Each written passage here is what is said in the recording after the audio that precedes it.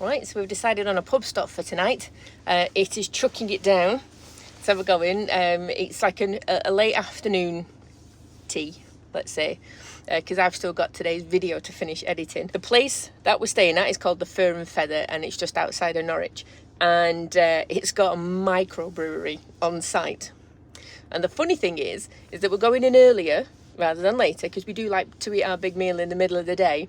But I've got a video to finish editing for tonight, and all I've got left to do are all the voiceover bits. And it's a microbrewery. So let's have fun with that. I wonder how that's going to go down. So yeah, if you've already watched the NEC video, that's what happened. So I can't wait to go in. The menu looks amazing. Lovely people on the phone. We just phoned and asked, and they've put us down and they've told us to park in the furthest part of the car park. So yeah, can't wait to get in there for a little bit. Look, it is so wet and miserable. It looks like I've got grey wheels rather than black ones. You need to clean your van. And while you're at it, clean mine. Yeah. Oh, sorry. Who's the car washer, vehicle washer in this relationship? I can't find it. Maybe the Sky. Yeah, maybe right now. The vans are filthy, mate. Filthy. Filthy. Look, I've got a flight of ale. A flight of ale, John. Meow. How cool and cute is that?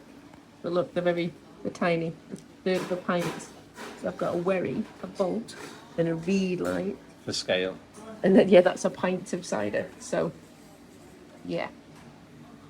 Cheers. Yes. Cheers, bud. We've just got back in from the pub, and the food was glorious. There was loads of dogs in there, and it was great. And I don't know if you can quite tell from here, all the stains. There was a dog just around the corner from where we were sitting, and I kept leaning up over the table to have a look at this dog and dipping my boob in my ice cream sundae. So yeah, so there was lots of steak going on and me furiously wiping my boob down in the middle of the restaurant. So, you know, standard stuff for me. It was a really, really lovely pub. John had a mixed barbecue thing, and I had a ploughman's because I just like it's like a picky tea, isn't it? They do flights of beer, 3 1/3 of a pint, so a pint in total for £4.40, which I didn't think was bad at all. So I managed to try, I didn't finish them all, I tried 6 different types, because, you know, we're thinking we would normally sit down and have a meal and a couple of pints each, and that'd be the thing. So it's nothing more than that, but I get to have lots of different things. The on-site shop is amazing. They've got t-shirts and coasters and glasses and kegs, mini kegs. They're doing an advent calendar for 65 quid that I think you can fill up with whichever beers that you want. They do these tiny little, how is it called? Vino to go or something like that. Mini Vini. Tiny little individual glasses of wine sealed on the top that you can take with you. So I was quite impressed with the whole setup and everything. And yeah, absolutely wonderful food. Enjoyed every mouthful. So yeah, it's a good one. We're gonna keep this one on the thing, because it's even though it's rainy, it's a big gravel car park, but it's not flooding out or anything. And there's cows behind us. Gonna go jump in John's van, we're gonna watch a movie, and we're gonna get settled for the night over there, and then back to something else tomorrow. I think we're gonna go to the Aviation Museum at Norwich Airport tomorrow and go and have a walk around there and see what it's like. We were gonna look at it today, but the weather's just been terrible, so we're gonna go first thing in the morning, because that looks like the weather window, and go and have a bit of a ganders and see what that's like. I think John is heading back up north in a couple of days. He's just going to go up there, and then I just have to stay here for 4 more days to do my second test, and then once I've passed that one, once I've passed that one, then all the rest of my stuff is remote, so I can go and do what I need to do. So fingers crossed again for this next one, and yeah, all good stuff. Right, gotta go. Video's calling. Not a video call. Movies. Good morning. A lovely quiet night was had last night. There was loads of pheasants around, and there's cows in the field behind us, so they woke us up mooing this morning. So after a little bit of work, we are off to the Air Museum at Norwich Airport. So as you can imagine, I am well excited for that. So I've got the engine running now, try and get some heat in here, because there was no heating on in here last night, and it was like 9 degrees when I got back in here. So it's like try and warm it up so I don't freeze on the way. Must remember to change my jumper before I go in public anywhere. So yeah, so should be a lovely, lovely little day. It's weird getting Thursdays and Fridays off from doing the coursework and stuff, but yeah, 3 weeks to go, be sorted.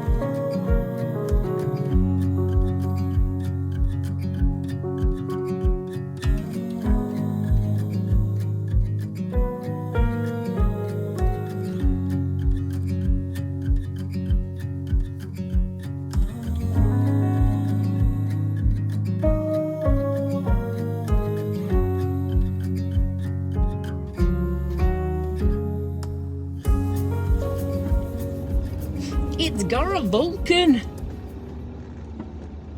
John's blocking my view of it, I tell you.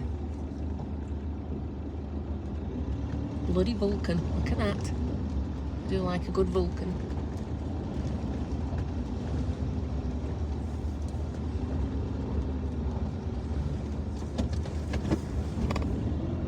It's a bit smart, I mean, you can see on the map that it's not huge, but it is still a little smaller, and I was gutted. Just as we were coming down the A road, my sat-nav was having a bit of a meltdown on me, so I was trying to get it back up and running again. At the point I looked up and I could see all the planes here right at the side of the dual carriageway, and I could just see them all sailing past, and I'm like, that'd have been great if I'd have caught that on camera. I don't know why, but it would.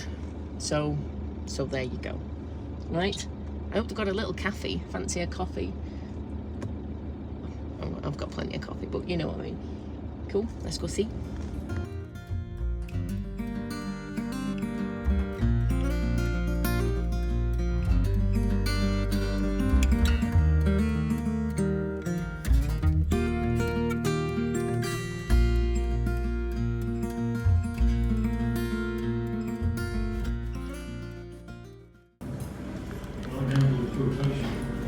It's a plane. We're not look at what we're eating for breakfast. Mine's a flying saucer. But look, there's a Vulcan.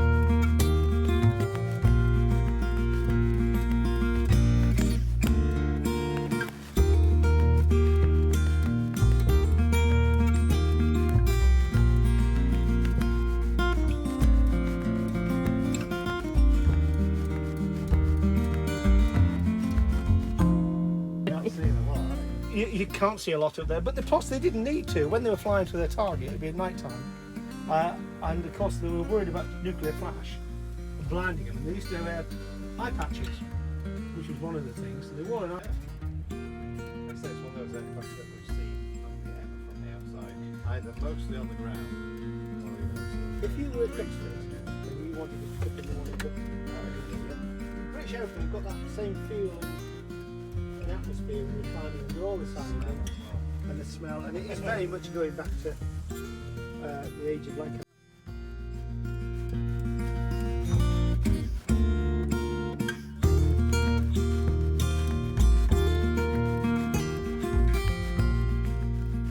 So we've just finished our tour of the Vulcan. Oh my goodness, Chris led the tour. Let's just say it's £3 each for half an hour in there. And you can only access the cockpit because there's a big bulkhead and it's blocked off from the rest of the aircraft, so it's just the front. But yeah, it's amazing. This beast went to the Falklands, and it can seat, was it 7 people? Yeah. In the tiniest of spaces. So there's 5 crew, and then you can fit 2 ground crew in there as well as a flight crew.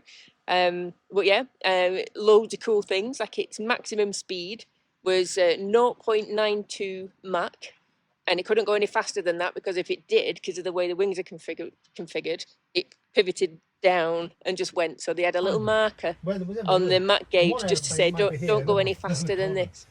But yeah, absolutely brilliant. Everything there is still powered. So there's lights in there. They can still open the Bombay doors. They can still do all these things. You can still see the ECM lights, and I was geeking.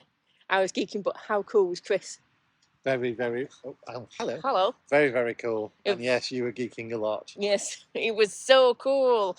So yeah. So this one's done. We have, what is it, 15 minutes? Yeah, 15 minutes before 15 minutes the next one. to get to go. Nimrod. We've got Nerd Rod, it should be called. Should be called Nerd Rod. What I felt really bad for is when I bought the tickets for this, I'd said to John, we've got to go in a Vulcan. And of course, we've got to go in a Vulcan. But then he was like, well, I'd have been stuck a little bit because he's geeking out over the Nimrod, because it's all about the geeky stuff. It's all about the tech and everything. And that is still fully functioning, got everything in, original, complete plane. So we're in there in 15 minutes because for £6, what are you going to do?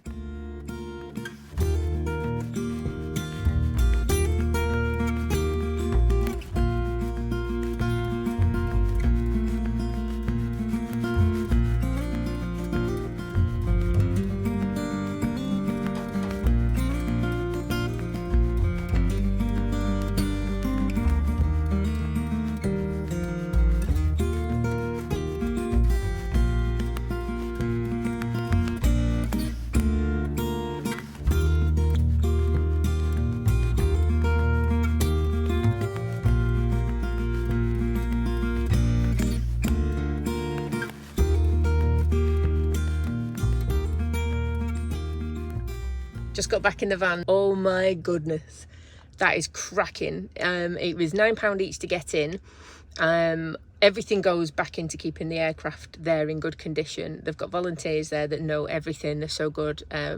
Chris gave us a tour of the Vulcan and Kev gave us a tour of the Nimrod, and they were absolutely brilliant. Proper laughing along as you're going along. You know, it's some serious stuff when you talk about the general casualties of war and what happens, because both of them have been in the Falklands. Absolutely brilliant experience. £3 each for the tours of the planes. Little tea shop on site that is absolutely normal prices for stuff. Cracking thing. We've been there 4.5 hours, and we probably could have still spent more time looking, because there's so many displays and things with all bits and bats about women in war and all other kind of things. So well impressed, and I'm glad we stopped off on the way. I mean, if I've got a bloody work round here for a little bit, then I might as well make the most of it and go on full-on holiday tourist mode.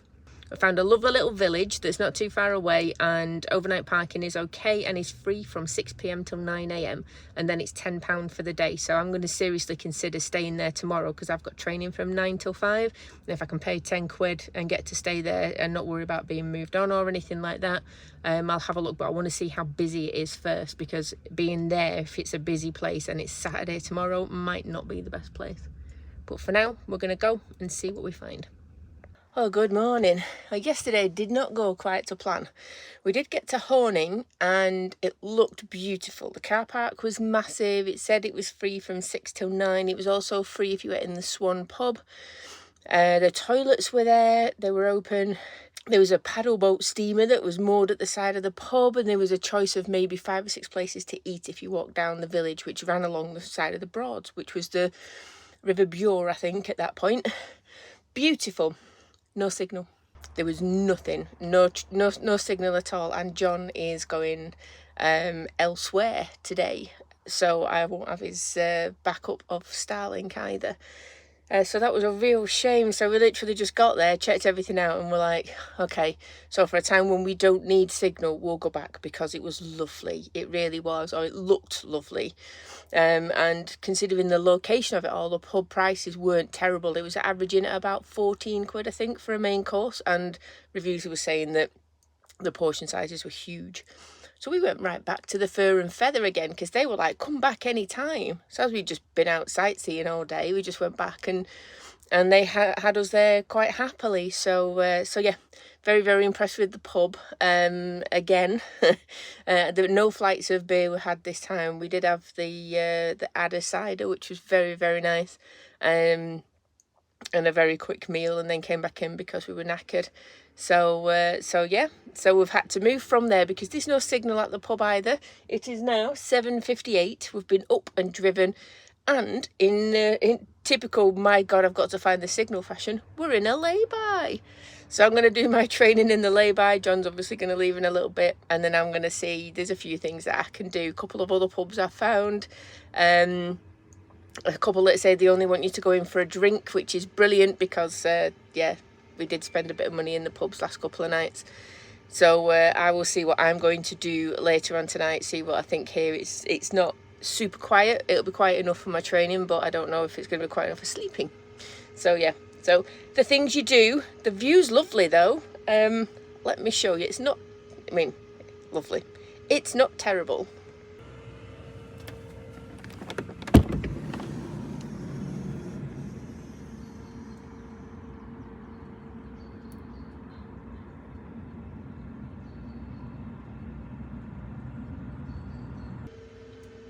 See, not bad at all, eh?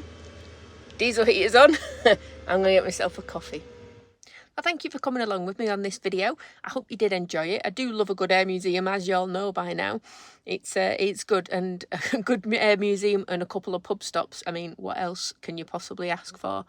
Seems that that Norwich is doing quite well, and there's so much more for me to get to see while I'm down here. This is a quick record the ending while you're editing, man, because you forgot it kind of thing. I hope everybody is well, and I hope the dark nights aren't as annoying as I'm finding them, for sure. Thank you so much for watching once again, and I will catch you on the next video, where hopefully I'll have an update on how all the stuff is working out in my van.